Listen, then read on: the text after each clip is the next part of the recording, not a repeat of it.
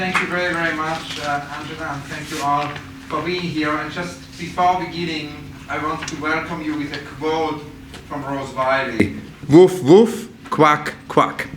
We are, as Angela said, neighbors and incredibly grateful for this ongoing collaboration with the Goethe-Institut, which has been ongoing actually for many, many years. I've been basically exposed to Goethe's work very early on as a student because I studied the sort of ecological implications of the world, ecology, economy, in Switzerland as a student. And my professor, Professor Binswanger, who was a visionary, still is a visionary, he's now in his late 80s, who said that we need to position ecology at the core of society, always refer to Goethe. Because of course what very few people know is that Goethe is not only one of the greatest novelists of German language, but he is also actually, or was at the time of his life, an economy minister in Weimar, and very early aware of the necessity of not wasting resources. He was somehow, we can say, a pioneer of ecology. And of course, this idea of not wasting resources is something which has always very much been at the core of Rose's work. So there is a wonderful connection. All roads, in a way, lead to Goethe. And we can also say, as we always do, when the Serpentine and the Goethe collaborate, it's always at least 1 + 1 = 11. So we are deeply grateful to Angela, to Katrin Sohns, Mario Schuff, and everyone at the Goethe-Institut. For us, it's a dream come true to have this exhibition of Rose at the Serpentine. It's basically an ongoing series as part of our remit to do exhibitions with pioneering and influential British artists, Philida Barlow, Michael Craig Martin, John Latham, or Gustav Metzger, are just a few of these exhibitions of artists whose work inspire different generations of artists. And that's, of course, so strongly the case of Rose's work, as is reflected in the catalogue. In the catalogue we have essays by Tal R, by also Alvaro Barrington and Lynette Yadom-Boakye, who all the three of them say how much they've been inspired by Rose and pay tribute to Rose. So after this talk, this catalogue, including the text and also an essay by Barry Schwabsky and an introduction by Melissa Blanchflower, the exhibition curator, will be actually available. And Rose has agreed to do a special book signing, which is going to happen, I think, in the library. So please join us all after the talk in the library for this book signing. I want to also acknowledge our extraordinary public programs team.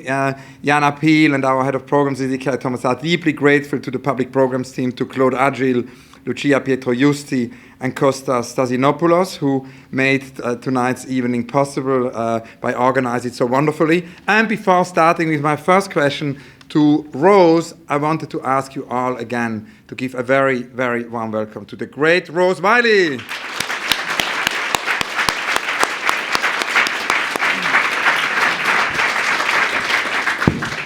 And I was thinking, Rose, that maybe to begin with the very beginning, I wanted to ask you about your very beginnings, about early memories, because you told me recently when we visited with Melissa your studio that you have very early memories of trees and also of a cat.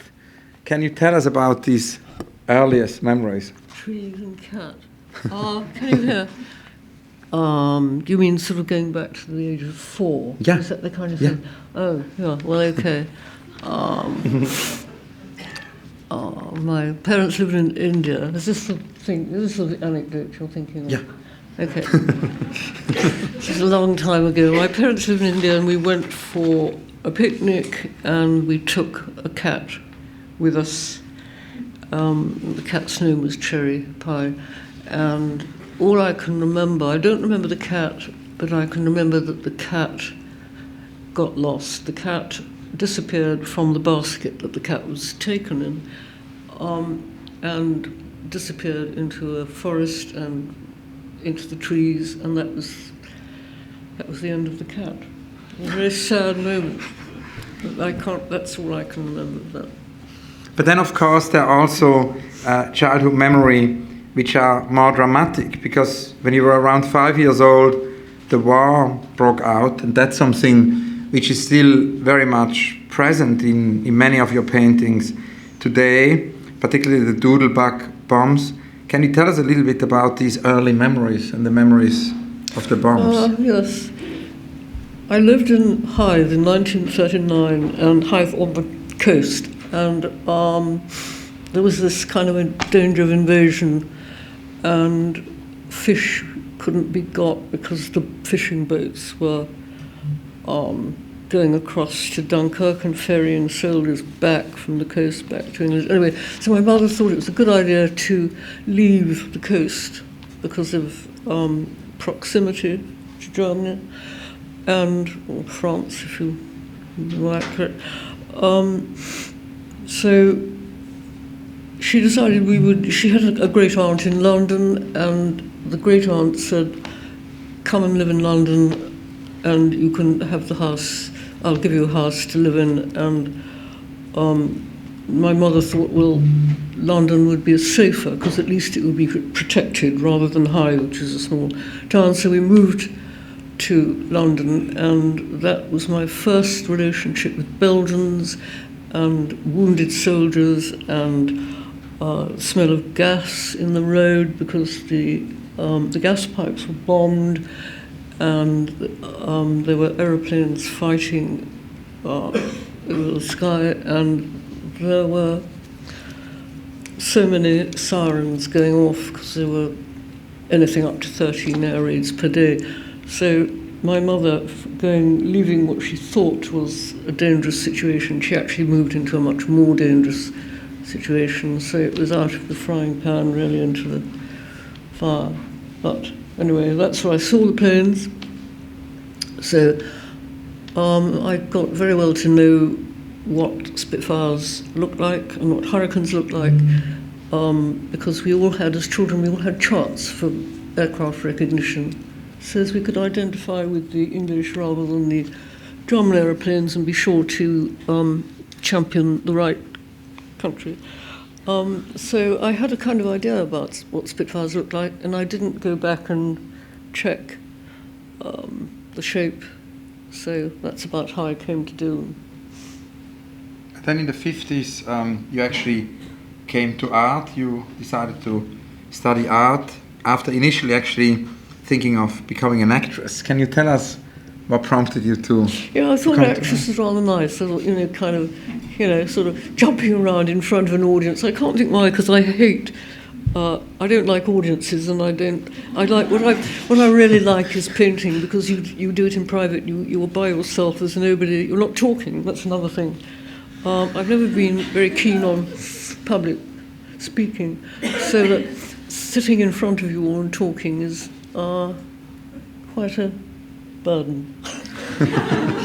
However, I do it, but painting is much better, suits me better. And also you told me when we visited the studio, because there were drawings all over the studio, many drawings, and you said that in a way drawing was already there before you came to painting. And there's a text actually, which I found, where you talk about early childhood, about drawing, and that you were always told not to rub out your drawings in school. Can you tell us about this anecdote and about drawing? Yes, that won't be the art school, that'll be before then. Yeah. And I went to a small school in Farnborough Park, which is where I moved to with my family after Bayswater, where I lived what I was describing a bit earlier. And I went to a school run by Mrs. Prynne, who is the mother of Jeremy Prynne, the poet, who some of you may have heard of or read, or I'm sure a lot of you have. And possibly it came from her, this idea of not rubbing out, because we did have to illustrate. We had art lessons of a type. I remember, I've had to draw an elephant, and I wasn't quite sure how the legs of the elephant went, and I think it was a great bother. Now it doesn't bother me so much. I do the elephant's legs without being too bothered.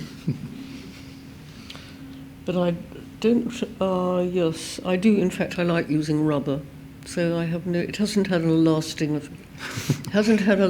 effect on me. And of course, in the exhibition, I was thinking, we should talk a little bit about the show, because it goes very much back to your childhood and to the beginnings. One of the earliest paintings is of course the Rosemont painting from 1999. And I was kind of wondering if you can tell us a little bit about memory, and it's of course all to do with the memory of a house. And it is this extraordinary story. You grew up basically with Jeremy Prynne, and we were incredibly fortunate to have Jeremy Prynne read some poems at the opening. And for those of you who want to see this magical moment of the poet Jeremy Prynne reading the poems Rose chose in front of Rose's painting, you can see that on the website of the Serpentine. It's actually a very special moment because Jeremy decided to no longer read, to no longer do public readings, because he's not comfortable to it's very interesting. He explained to us that he isn't comfortable to read his poems in public, because particularly in English language, which is the language he writes them in, because he feels that afterwards people can no longer read them without remembering the reading. And so he wants them to read the poems, without having that in mind. But he made an exception for Rose, and it was very magical because Rose chose the poems, which he then read. And that leads us to this painting, where basically you remember the house, you remember... Yeah, I did. It's called Rosemont's painting, and I often work in 2 6-foot units, which is what this was, and I put the house in the middle of the painting and made it black because it was the blackout. But I wasn't quite sure when I came to make the painting where exactly the chimney was in the house, because it's quite a long time ago. So I sort of imagined, I went back to 1940 and tried to think which door I went into the room where there would be a fire, which would account for the chimney outside. And I went back into memory and felt, I wasn't quite sure which chair did we sit in, where was the window. All of this took place in my mind, and then this allowed me to put the chimney onto the black house with a certain amount of what I felt was accuracy. I don't know whether it's accurate or not, and probably if you went and looked at the house, you'd probably say, no, it's not there, it's slightly over on the other side, but it's roughly right, and it was right as I felt it, as I was travelling back in my memory. And above the house I wrote I often do texts, and I wrote early memory series, Rosemont, and then I put a date, and I put 1944 to 40, which I think isn't the usual way of writing down dates. It's usually chronological, but I was going backwards, so it was backwards chronological. I included a lot of stuff in the painting because it was wartime. No one was cutting the grass, no one was cutting the hedges, there was no manicuring of gardens. So I did long grass, I wrote in long hedge, I put allotments into the painting, I wrote lettuces, sweet corn. It was a sort of memory, it was a diary of my life, which is what I do in painting. I do several things, but one of the things I do is to make a diary of stuff which connects with me, because I think that's the way, possibly the most direct way to make a painting, is to make something which you know about and which you have sensed and which you have experienced rather than you have read or seen somewhere else. So the painting is the direct experience of my life between 1940 and 1944, and there was a high explosive bomb which landed in the garden next door, and I put I put a map of a tennis court in the painting, and I was interested that a journalist read it as some sort of peculiar blueprint of a flattened house. Well, it isn't. It's a tennis court with a net round it and a net in the middle. An incendiary bomb landed on the house and a high explosive bomb next door, and I put these into the painting. So it's a very factual painting. It may not look factual. I don't know whether you think it does or whether it doesn't, or you think, crikey, she's gone on to, she's just imagined the scene, but in fact, it was accurate as far as I could get it. I put in my mother's favourite flower, I wrote into it.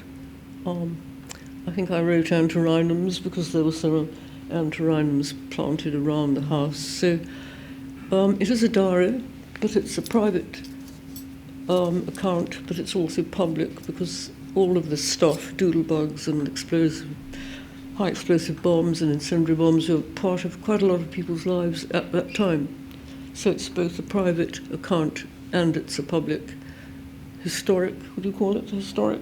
Yes, history painting. It's a history painting. I do, sadly say, I have often coined the term history paintings for my own paintings, which I think some people think is a little bit arrogant, because they think history painting should be about Napoleon and Josephine signing something in the tennis court in the history book, or Queen Elizabeth I or something. So to draw your own house and garden and your mother's favourite flowers and then call it a history painting seems to be a little bit far-fetched. However, I agree with Hans Ulrich. I think it is a history painting. It definitely is, and it's interesting broadening also, the category. Completely broadening, and Beuys hat ein erweiterter Kunstbegriff, a broadened notion of art, so we can say a broadened notion of history painting. Now the thing is, you mentioned the dates, and what is interesting is, in 1940, actually more precisely October the 21st, 1940,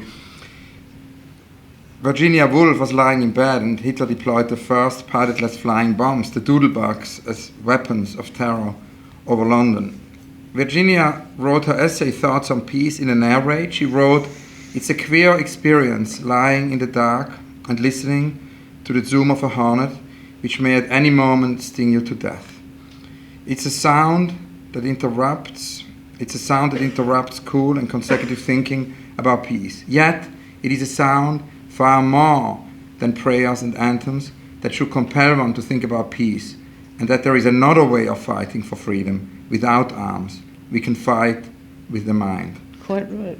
End of the quote. I think I left out of my description that there is a doodlebug along the top of the painting. Did I leave it out? Yeah. I talked about the incendiary bomb, the high explosive bomb, but there is a doodlebug on the top and my own face at the bottom.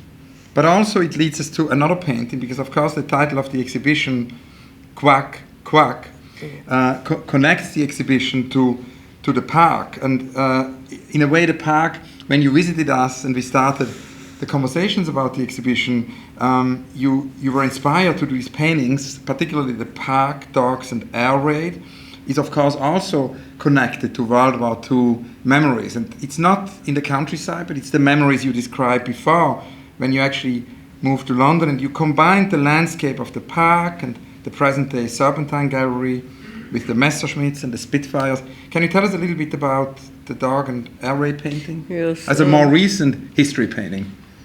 Yes. Well, it straddles dates because the aeroplanes are above, and for the relationship, when I was living in Bayswater, I used to play.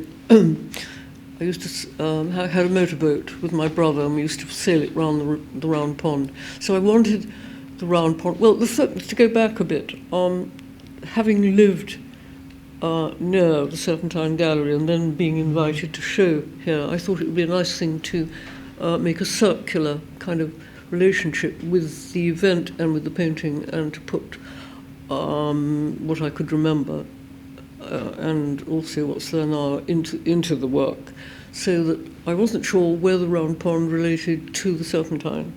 So I got a map off your brochure and I put that into the painting. I kicked off with putting some black, because I thought black would do a bit of contrast. Besides, the airplanes look black when you look at them from underneath. So I referred to the map and I put the round pond and the Serpentine on, and I could remember the dogs, so I put dogs into it. Ducks, I have a great relationship with ducks. I like ducks. I like the noise they make. And are you going to ask me a question about the title? Because can I link it in here? We absolutely must talk about the title, No, because it came right. from Woof Woof. That's right. Yeah. I can sort of go into the title. I do remember ducks. Also, at the time of being invited to show here, I'd read in the paper that the London parks were being cut back because they were being sold off, because money was needed for maintenance, and so the parks were being sold. So I thought, well, the ducks are going to have a bad time because they're going to lose their territory, like a lot of other people are doing. So I decided that ducks would be a good topic. Dogs, always good. And the title came to me from actually somebody mentioned it because I had a show in Norway, just south of Oslo, where Munch was born.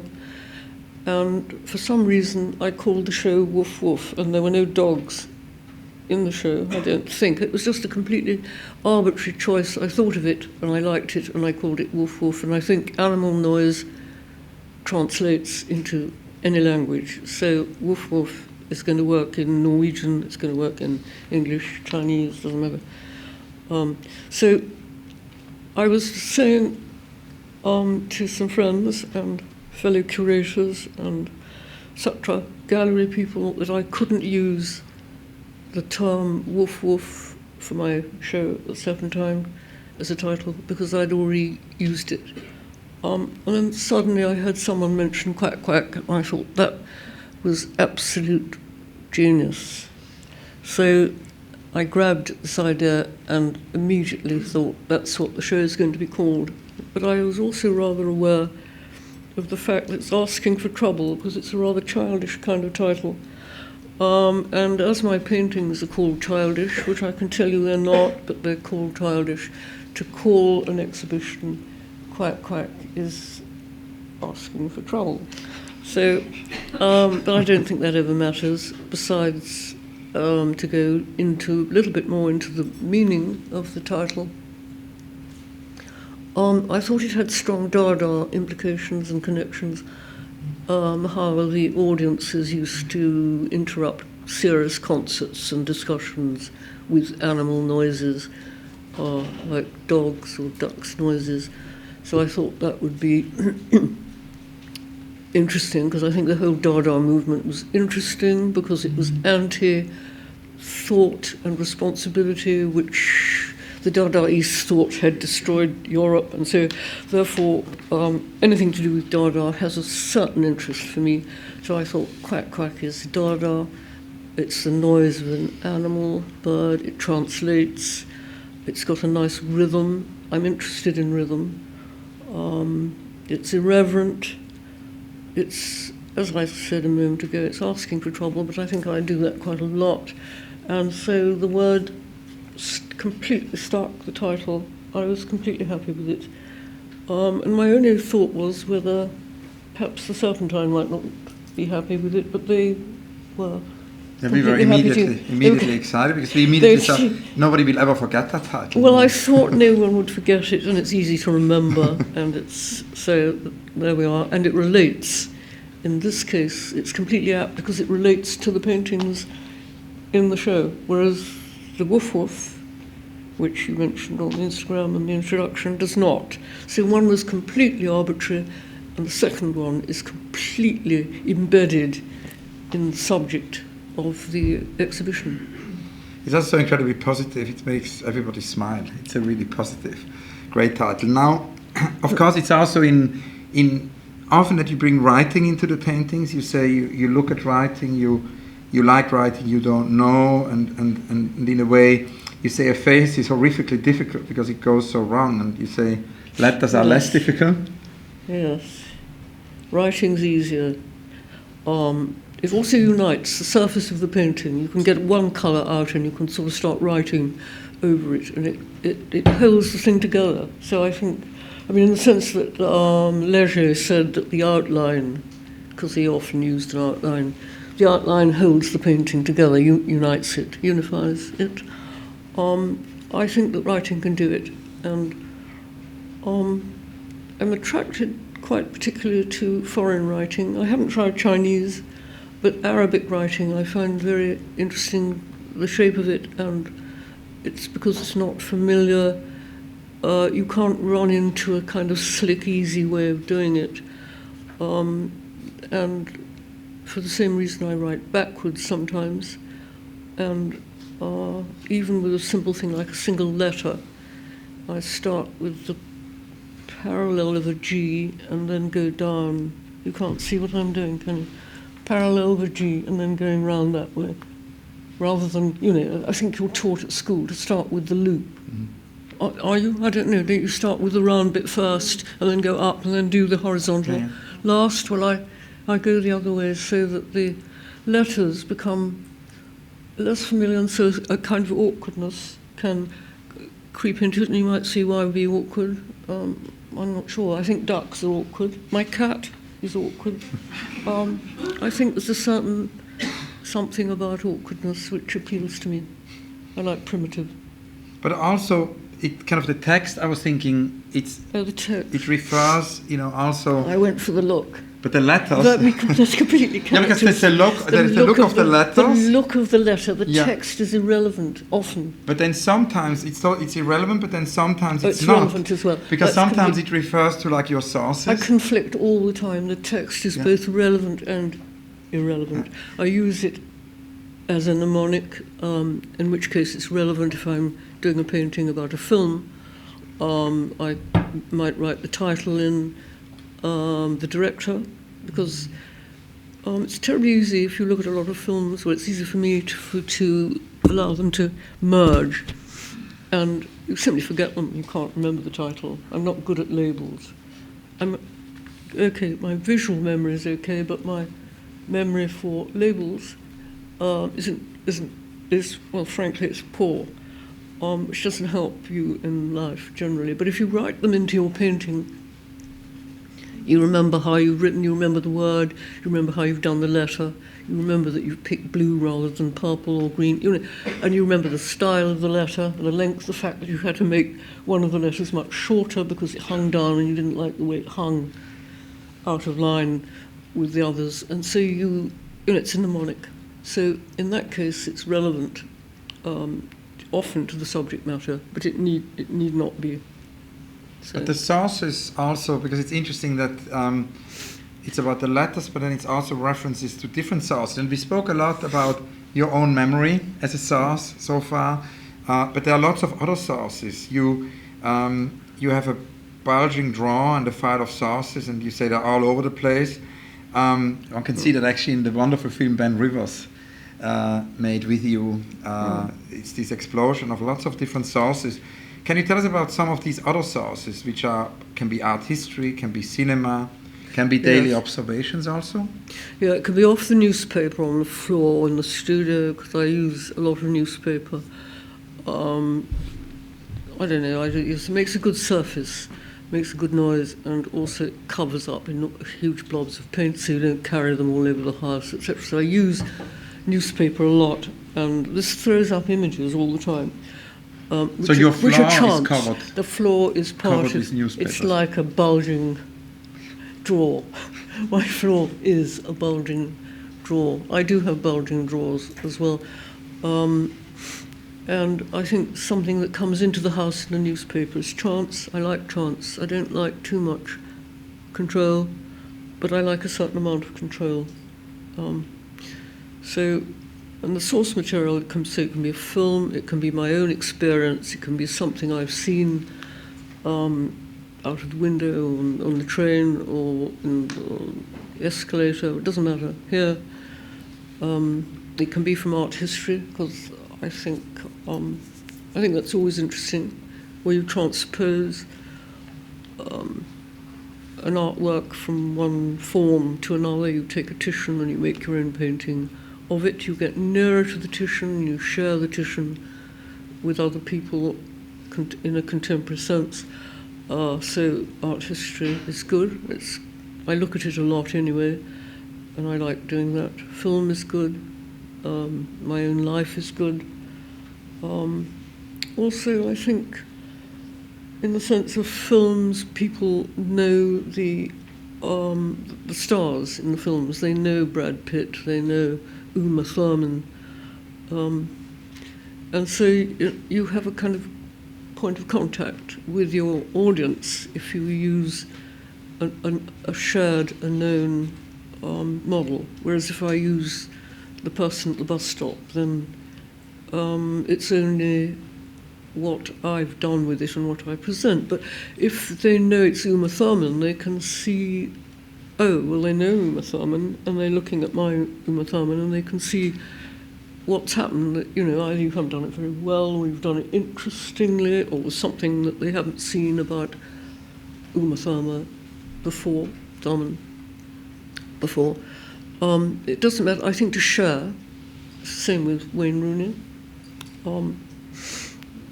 Peter Crouch, any of these people that I've used, they're shared models rather than my own personal ones.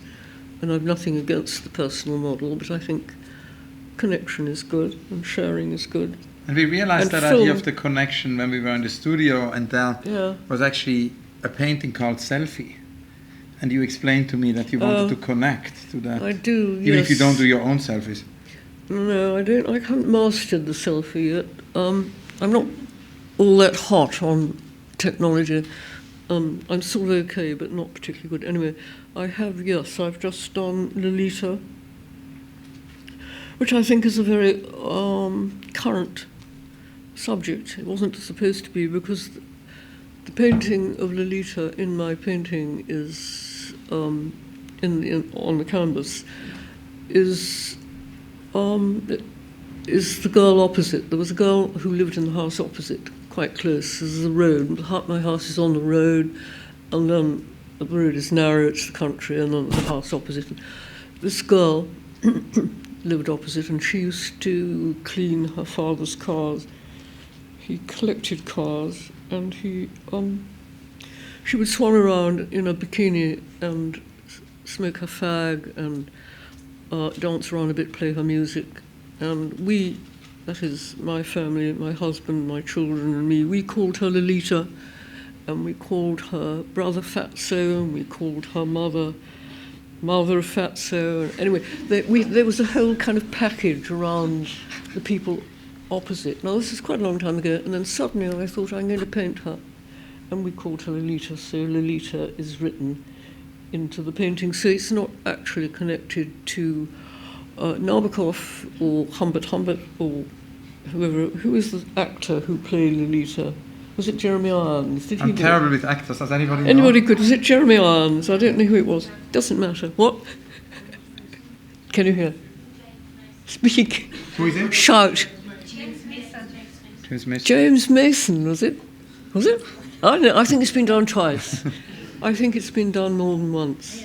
I think there's been a recent one, and it doesn't matter. Anyway, my painting is not to do with film in this case. It's to do with personal experience of the girl opposite, whereas the plot is shared, but not the girl opposite, because she wasn't. But I wanted to ask you to explain us a little bit more the process. So you have to imagine we are sitting in Rose's studio. Marvelous. I wish. Yes, exactly. There's there's two chairs. There is a lot of paint, and you have a lot of yellow paint, and you were very worried that I had to go overcoat, because otherwise I would get paint as well. And then there's all these newspapers on the floor. And that was actually an incredible revelation, because whilst we spoke, I would permanently get these quotes and images, as you would give me the next question for the interview. And so I realized how these things enter your painting. But then there was something very mysterious, which I wanted you to please explain to us. There was this pile, like we were sitting surrounded by a mountain of papers with color traces. Can you tell us, because I think it gives us insight on how you work. Well, the newspaper comes in through the front door. I'm not a consumer. I don't go out and buy newspapers. It comes into the house, which I like. So that's the trance element. It comes in, and I look at the review, and I read that. Then it goes upstairs, and I put it on the floor to cover paint, to stop the paint going all around the house. My husband didn't like paint going all around the house. He thought perhaps I could keep the paint contained in my studio. So I agreed. I thought it was perfectly reasonable. So I used to put paper on the paint so I didn't take it out, change my shoes, etc. Anyway, the paper then I pick it up and I wipe my brushes on it. I have masses and mounds hanging from my hand, the brush in the tin onto the paper, and then I throw the paper into a pile anywhere really. It's not governed by where you should throw it. It's not governed by how you're brought up to put away things in a particular place, like a garbage bin or something like that. I throw it down. So gradually the paper comes up off the floor, gets wiped wipes the canvas and it gets chucked into a corner, and there are these great... Well, there was quite a pile. I think you mentioned there's a mountain? A mountain, yes. There's a mountain. On one side of the studio there's a mountain, and it gets added to from the whichever side I'm standing, and then it can also start to grow on the right-hand side as well. But then I find that if someone comes to photograph the studio, they don't like it because their equipment gets covered in paint, so I do put it all onto one side. So mostly the mountain is on the left-hand side as I'm painting. And then, as part of this process, you also, whilst we sat next to this mountain and the Lolita painting, which was in progress, we discussed decision making, and you said that you kind of hate decisions, but you do an activity which demands decisions all the time. So I wanted to ask you to tell us a little bit about this paradox of the decision making, and then of course I'm particularly interested in knowing, because when we saw the Lolita painting, it wasn't finished. I wanted to ask you how then that decision process, and when it comes to an end, when and how do you decide that a painting is finished? I'm sure you get the same answer. I think it's impossible to know how you decide. I think you stop when you stop, because you start a painting, you go through various stages, and then you think perhaps it's finished, and you think, well, that's good, and then you're quite happy, but then you go back and it's not finished. You don't.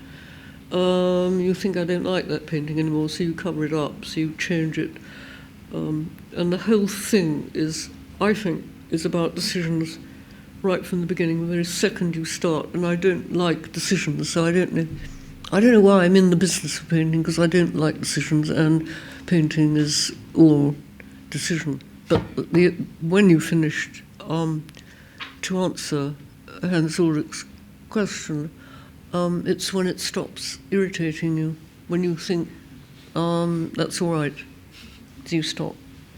But then that may not last. You may go back in a day's time, 2 days, a week's time, and think, no, I don't like that, I'm going to change it. It's a beautiful answer. And then, whilst we were surrounded not only by the newspapers and your paintings, but by a lot of colors, I kind of ask you about colors. And of course, there have been lots of color theories. I've been thinking about Goethe, We're back to Goethe.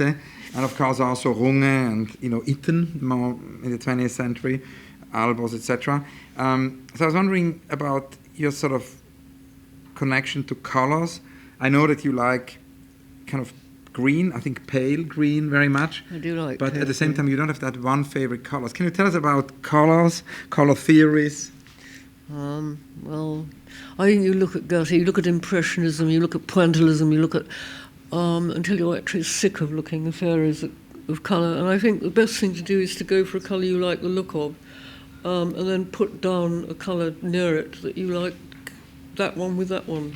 And then if it looks a bit drab and a bit washed out and insignificant, you stick a bit of black on it, and if that's no good, you take it off. I think it's all a process. It's a very organic process. I don't have a theory of colour, although I do. As I say that, I say, yes, of course I have a theory, because I tend to use a colour.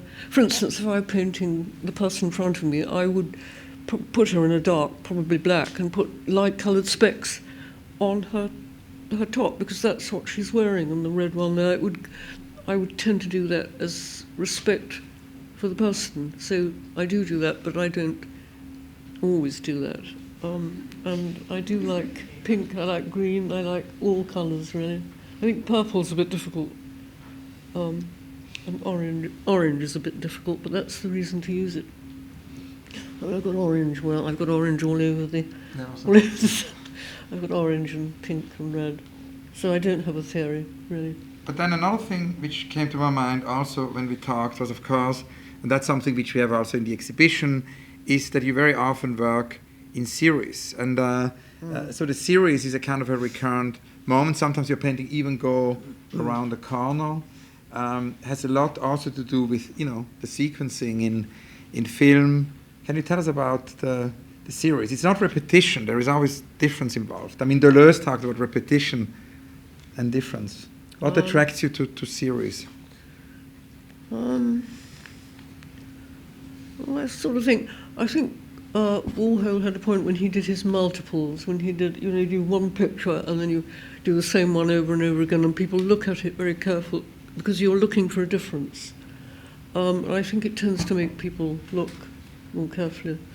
Apart from that, I do like I like shelves of things in shops. I think that's you see difference more with a sequence, and I think sequence does allow the development of something which you might have done, which you didn't do, and then you do it, and then you do maybe something a bit more later on, and then suddenly you've got a whole line of things, and then you might think, well, I'm having a show, or I'm putting something, I need a picture, which one am I going to pick?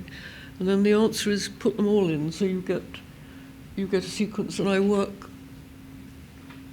very much like that with the start of a painting. I make a lot of drawings which all come out of the same wish to try to make an image of something, and then you pick one of those images to make the painting, and then you think maybe you should have used another drawing, and so that makes a sequence of paintings which it all comes from the same set of drawings, but it may be different drawings, and then you get a group of paintings from it, which you can then hang together or separate out, it wouldn't matter. But that would account for, I think, sequence. I think it's an organic growth of an idea in a painting, how it might have gone, and then doing how it might have gone. And to understand that, maybe we can talk about one example where that happens particularly strongly, which is one of the biggest works, your football series, and you've been making many drawings. You've been watching football for many years, and you mentioned also that you had several favorite teams, but you were always sketching and drawing, and at a certain moment it then led to a whole sequence, to a whole series of paintings. Can you tell us a little bit about how? I think what because I said, if you have several teams, they're always on the television, so you get a good look at them and you get to know them, and you can draw them. You get a feel of how certain players' physique goes and how they run and stuff like that. So I think I started with Henri. I don't know whether any of you remember Thierry Henry as a player, but he was very languid, and I was attracted to the way he moved. He's very graceful kind of player. So I started with him, and then I think that could have led me to Lehmann, who was a goalkeeper. This is all a certain time. They were all in the newspaper and on the news all the time because it was the World Cup or something. I'm not a football expert, but my husband liked football, so I used to watch it with him. So I think Thierry Henry was for elegance, and I think he's got a sort of slightly elegant look in the painting. Lehmann next, I made him much wider because he's a goalkeeper, he's got a wider physique. I think he wore rather good green gloves, I seem to remember, so I put him in green gloves. And then I was told that football players, when they're practicing, wear these sort of tabard things. Is that the right sort of word? A sort of, is it called strip? I don't know what it's called, but they practice in a kind of gear that they don't play their formal games in, and that they often wear yellow. So that was very happy because I used yellow, and so I didn't distinguish between clubs' colours, and I made them all yellow to link the painting. I put Crouch in, I had Ronaldinho, I found very interesting because he had, do any of you know these people? I don't know whether you know footballers, but Ronaldinho had a ponytail, and he used to, as he ran, it used to flick. And he also used to flick his hands as he ran, and his feet. I think, you can correct me, but I think he was known for a kind of backwards flick he did, which was worked very well, getting round the opposition. So I thought I'd put all these things into the painting, so I put the flick of his foot, I put his ponytail.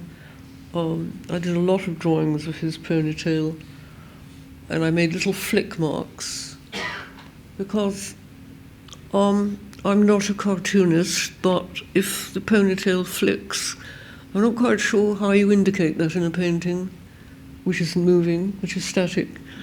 So as I like direct language, and I think cartoon language is direct, I put little flicking marks onto it. But I find it irritating if I'm told then that this work is a cartoon, because it isn't. Mr. Matisse said that an artist should use everything at his or her disposal. And I think the flicking marks are at my disposal. They are direct, but they're also cartoon. So, this is where I am with it. Again, I'm asking for trouble. I don't mind, I like cartoons anyway, but my paintings are paintings, they're not cartoon. And you've been inspired, of course, more by paintings than by cartoons. And that's actually unless you go to early, if you go to very early antiquity, is very close to cartoon language anyway. So there's a connection between antiquity and cartoon, which the careless writer never picks up on. You can hear I'm getting slightly irritated, can you? But it's the careless writer. They don't ever put together antiquity, directness, and what you've done, and Mr. Matisse. They put together child and cartoon. And that's so interesting because, of course, there's the connection you have to antiquity. When I ask you about your heroes and heroines in painting, you mentioned, that your heroines are often kind of early antiquity and, also very, very old works from, millenniums ago. But I was then asking you about some more contemporary inspirations. And I was thinking it would be interesting maybe to end on that. Because, I mentioned that in the catalogue we have these wonderful texts by Tal A, by Lynette Yadom-Bracchi, by Alvaro Barrington, and there are so many artists whom you inspire. So obviously that leads to the question: who are the artists, who inspire you? And one artist who always comes up, he came up in our interview, also came up in several previous interviews we gave, is Gaston. What is it about Gaston? Gaston, I'm a huge fan of Gaston, but it's always late Gaston, because I think his the imagery that he found himself in, from the jump from abstraction to, I know you will say that the final imagery was there in the abstraction anyway, but when he made that final jump into the figuration which he made, and the character of the figure, the look of the figuration he made, I think it was hugely brave. He was very successful where he was. He changed, and he met huge opposition. But that's not the point. I think the painting that he went into was ace, and it was very detailed. It was very specific. It was clear. It was detailed, and it was also at the same time very, very painterly, which I don't mind whether stuff is painterly or not, because I like flat and I like fresco. So painterly it isn't a hugely important thing for me, but I think his painting was also, the work was cartoon, but it was also very painterly and clearly based on the history of art. And when I ask you in the interview about artists now who inspire you, the first name was Kerry James Marshall. You mentioned that Kerry James Marshall inspires you. I think he's very good. I saw a show, the first show I saw of him was at the Camden Art Centre in Arkwright Road. I thought it was tremendous. He'd done some painting on big black tarpaulins which were hanging, I think 4 of them in one of the galleries. And they were, I just thought they were marvellous painting. They weren't artistic, they weren't arty, they were straightforward, and they were about his own culture, where he was, his scenes, his experience, a diary really of his life, I think. And I think they were marvellously, they were not artistic or arty, and that's very much what I like. And before we open it now for your questions, for Rose, I prepared a little question now with some faster questions. Which song do you like to sing? British song. Well, I do sing aloud. I sing to my cat. Anyway, the funny thing is that I'm very... I don't know why I'm picking Mozart, but I remember seeing the Magic Flute, and I think there was one song I didn't really know in it at all, so I thought, oh, okay, I'll learn this song, and I tried to learn the song from the Magic Flute, and I sometimes sing it very loudly while I'm washing up, and I can't remember quite how it goes, so it's a huge challenge because I haven't actually learned it. I tried to learn it, but I haven't learned it very well, but I have a go at it, not hugely successfully. Then I wondered, who are your heroines in history? In history. I don't know, I like Gertrude Stein a lot. I think her writing is superb. Her style is good. Her philosophy is terrific. Her attitude's marvellous. She's good, I think. Then I was wondering, what's the most recent work that you created today or yesterday? I've been working on Lolita. I've done her yellow hair, and the yellow is very, very thick and smooth and very beautiful, I can tell you. And she's, anyway, she sits there in my studio at the moment. I don't know whether she's finished or not. That's what's going on. What's your favorite sport? Tennis. Do you have dreams? Well, I think everyone dreams all the time. I'm not sure. I do, but I rarely know what they are. I can't recount them. My commenters, I think they're very deep. What is energy? Deeply embedded. I don't know whether the subject is deep, but I think they're deeply embedded, so they don't come up. Sometimes they do, but not often. And then, of course, the question of energy, because it's kind of interesting that in so many, we're getting this most amazing feedback in our visitor book to the exhibition of so many enthusiastic, unbelievable comments, and very often this notion of energy is mentioned, that your work gives people energy, and so I was wondering what is energy?